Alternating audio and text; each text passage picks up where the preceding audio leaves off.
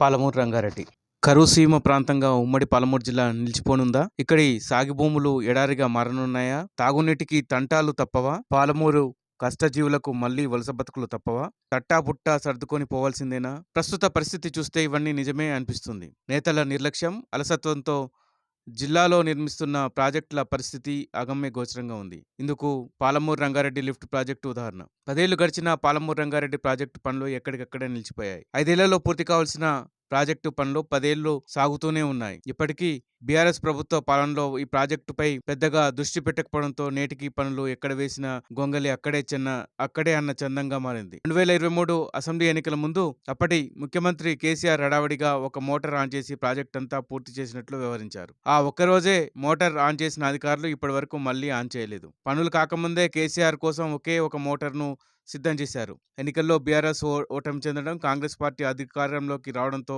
ఈ ప్రాజెక్టు పనులు ముందుకు సాగుతాయని రైతులు ఆశపడ్డారు. కానీ కాంగ్రెస్ ప్రభుత్వం అధికారంలోకి వచ్చిన తర్వాత కూడా ఈ జిల్లాకు చెందిన రేవంత్ రెడ్డి ముఖ్యమంత్రి కావడంతో ఇక్కడ రైతులు కళ్ళలో ఆనందం తొణికిసలాడింది. పాలమూరు రంగారెడ్డి ప్రాజెక్టు పనులను పూర్తి చేసేందుకు కాంగ్రెస్ ప్రభుత్వం కూడా ఎలాంటి చర్యలు చేపట్టలేదనే విమర్శలున్నాయి. అధికారంలోకి వచ్చిన తొలి రోజుల్లో సాగునీటి పారుదల మంత్రి ఉత్తమ్ కుమార్ రెడ్డి ఈ ప్రాజెక్టును సందర్శించి సత్వరమే ప్రాజెక్టు పనులు పూర్తి చేసేందుకు చర్యలు తీసుకుంటానని హామీ ఇచ్చారు. అయినా నేటికి ప్రాజెక్టు పనుల వైపు కాంగ్రెస్ ప్రభుత్వం కన్నెత్తైనా చూడడం లేదు. జిల్లాకు చెందిన ముఖ్యమంత్రి కూడా ఈ ప్రాజెక్టు పనులు పూర్తి చేసేందుకు, రైతులకు సాగునీరు అందించేందుకు చర్యలు తీసుకోవడం లేదు అనేది రైతులు ఆరోపిస్తున్నారు. పాలమూరు రంగారెడ్డి లిఫ్ట్ ఇరిగేషన్ ప్రాజెక్టుకు అప్పటి ముఖ్యమంత్రి కేసీఆర్ పునాది రాయి వేశారు. 1200 గ్రామాలకు తాగునీరు, 12 లక్షల ఎకరాలకు సాగునీరు అందించే ఉద్దేశంతో ఈ ప్రాజెక్టుకు రూపకల్పన చేశారు. ఈ ప్రాజెక్టు పనులు 10 ఏళ్లు దాటినా ఇంకా పెండింగ్ లో ఉన్నాయి. ఆంధ్రతో పోలిస్తే తెలంగాణ రాష్ట్రంలోనే కృష్ణానది ఎక్కువ దూరం ప్రవహిస్తుంది. కానీ ఆ కృష్ణానదిని ఆనుకొని ఉన్న ఉమ్మడి మహబూబ్నగర్, ఉమ్మడి నల్గొండ జిల్లాలో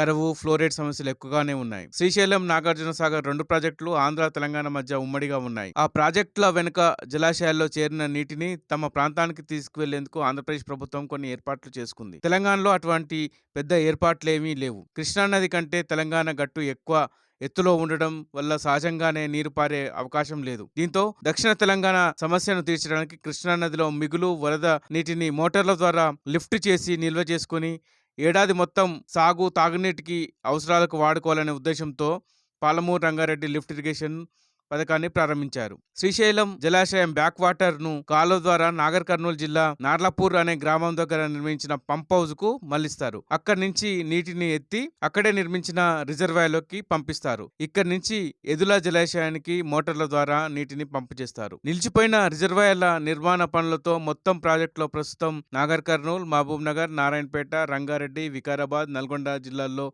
సాగునీటి ఫలాలు అందుతాయి. ఈ ప్రాజెక్టుతో నాగర్ కర్నూలు, మహబూబ్ నగర్, నారాయణపేట, రంగారెడ్డి, వికారాబాద్, నల్గొండ జిల్లాల్లో తాగునీటికి కష్టాలు తీరనున్నాయి. రోజుకు 1.5 టీఎంసీల వరకు నీటిని ఎత్తిపోయవచ్చు. ఈ నీటిని లిఫ్ట్ చేసేందుకు 5 చోట్ల పంప్ హౌజులు నిర్మించారు. దీనికోసం 6 రిజర్వాయర్లను చేపట్టాలని భావించారు. అయితే ఈ రిజర్వాయర్ల పనులు ఎక్కడికక్కడ నిలిచిపోయాయి. ఈ 6 రిజర్వాయర్లలో 67.74 టీఎంసీల వరకు నీటిని నిల్వ చేయవచ్చు. ఈ నీటిని లిఫ్ట్ చేయడం కోసం అన్ని పంప్ హౌజుల్లో కలిపి 34 మోటార్లు బిగించనున్నారు.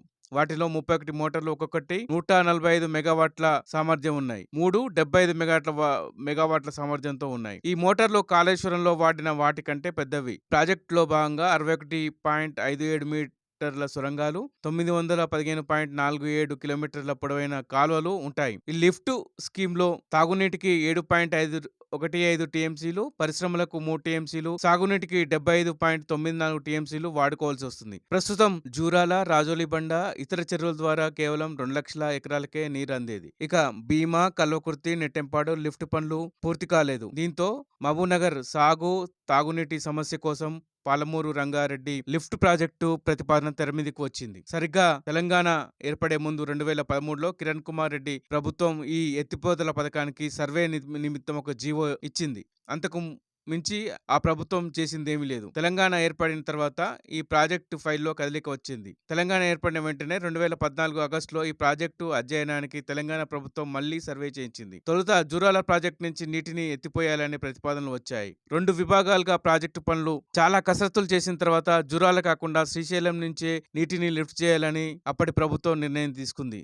దీంతో పాటుగా 6 కొత్తగా జలాశయాలను నిర్మించాలని కూడా నిర్ణయించారు. కొత్త డిజైన్ వల్ల ముంపు బాగా తగ్గుతుందని రాష్ట్ర ప్రభుత్వం చెబుతోంది. 2015 జూన్లో దీనికి 32,500 కోట్ల ఖర్చుకు అనుమతి ఇచ్చారు. ప్రాజెక్టు పనులను 2 విభాగాలుగా విభజించారు. తాగునీటి పనులకు మొదటి దశ, సాగునీటి పనులు రెండో దశలో పూర్తి చేయాలనేది ఉద్దేశం. సాంకేతికంగా ఈ ప్రాజెక్టుకు నికర జలాల కేటాయింపు లేదు. కృష్ణా నదిలో వరద వచ్చినప్పుడు వచ్చే మిగులు జలాలను వాడుకోవాలనేది ఉద్దేశం. ఈ ప్రాజెక్టు రెండో దశలో కేవలం కాలువల నిర్మాణం ఉంటుంది. ఆ కాలువల నిర్మాణం పూర్తయితేనే వాస్తవంగా సాగునీరు తాగునీటి నిమిత్తంతో పాటు భవిష్యత్తులో సాగునీరు తోడడానికి కావాల్సిన పంపు సెట్లను మొదటి దశలో నిర్మించడం ప్రారంభించారు. కేవలం కాలువలు మాత్రమే రెండో దశలో పెట్టారు. ఈ మొదటి దశలో కూడా అన్ని రిజర్వాయర్లు, అన్ని పంప్ హౌజులు 100% పూర్తి కాలేదు. ఫస్ట్ ఫేజ్ లో నారాయణపూర్ పంప్ హౌస్ లో 9 మోటార్లు ఉండగా 3 మోటార్లు డెలివరీ పాయింట్లే పూర్తయ్యాయి. అందులో కేసీఆర్ ఒక మోటార్ను ప్రారంభించారు. అలాగే ఇతర పంప్ హౌస్ లో పనులు వేర్వేరు దశల్లో ఉన్నాయి. ఎన్నికలు సమీపిస్తున్నందునే పూర్తి కాని ప్రాజెక్టును కేసీఆర్ ప్రారంభిస్తున్నారని అప్పట్లో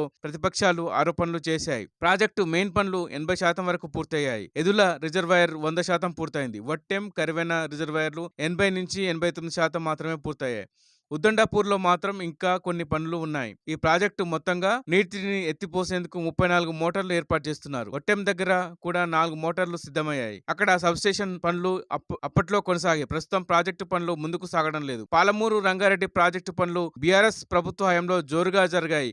కాంగ్రెస్ ప్రభుత్వం వచ్చిన ఏడాది కాలం గంపెడు మట్టి కూడా ఎత్తిపోయలేదనేది జిల్లాకు చెందిన ఆ పార్టీ మాజీ ఎమ్మెల్యేలు విమర్శలు చేస్తున్నారు. జిల్లాకు చెందిన వ్యక్తే రాష్ట్ర ముఖ్యమంత్రిగా ఉన్న ఈ ప్రాజెక్టును పూర్తి చేసేందుకు శ్రద్ధ చూపడం లేదని గులాబీ పార్టీ ఆరోపణలు చేస్తుంది. ఎన్ని ప్రభుత్వాలు మారినా ఉమ్మడి మహబూబ్నగర్ జిల్లా ఇంకా కరుసీమగానే మిగిలిపోతున్నది. కాంగ్రెస్ నేతలు ఇకనైనా ప్రాజెక్టు పూర్తి కోసం కళ్ళు తెరవండి జిల్లా రైతులు కోరుతున్నారు. ఉమ్మడి జిల్లాలో కాంగ్రెస్ కు చెందిన ఇద్దరు మంత్రులు, అధిక సంఖ్యలో ఎమ్మెల్యేలు ఉన్న పాలమూరు రంగారెడ్డి ప్రాజెక్టు విషయంపై ఎన్నడూ తమ గలం వినిపించలేదనే విమర్శలు వినిపిస్తున్నాయి.